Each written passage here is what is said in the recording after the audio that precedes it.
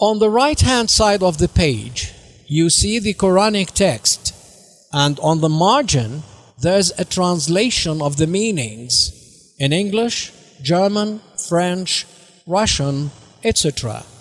And the Mus'haf is Mus'haf at-Tajweed with its colored letters. On the left-hand pages, there's the foreign language itself, not in Latin, because previously there were certain copies of Al-Mus'haf which are now prohibited by scholars simply because a French person, for example, does not read Latin, but rather French with its letters which are distinct from those of English or German, for example.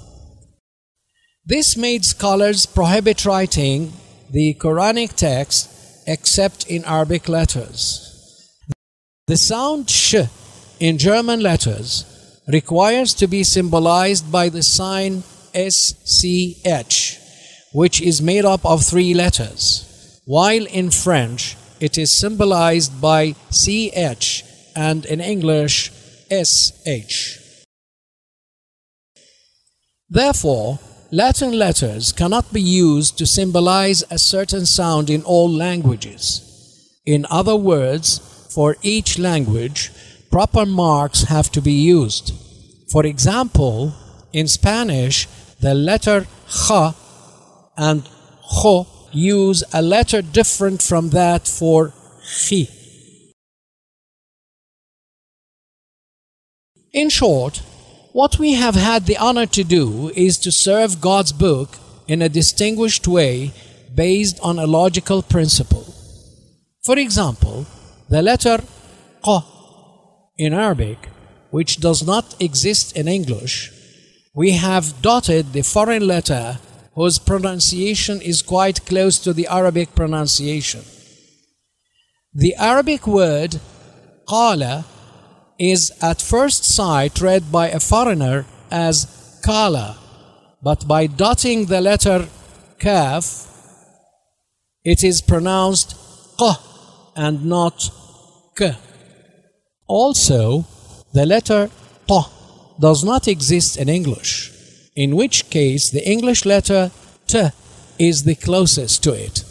So, by dotting the letter t, it symbolizes t. Similarly, by dotting the letter s, it symbolizes the Arabic letter s, and so on.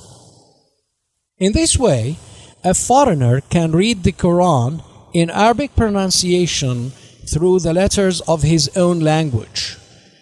That means through the transliteration of the Arabic sound into the foreigner's native language. In other words, a foreigner uses his own language for pronouncing the Quranic sounds. Dear brothers, we have to keep in mind that the Arabic language of the Holy Quran is suitable for all places and times.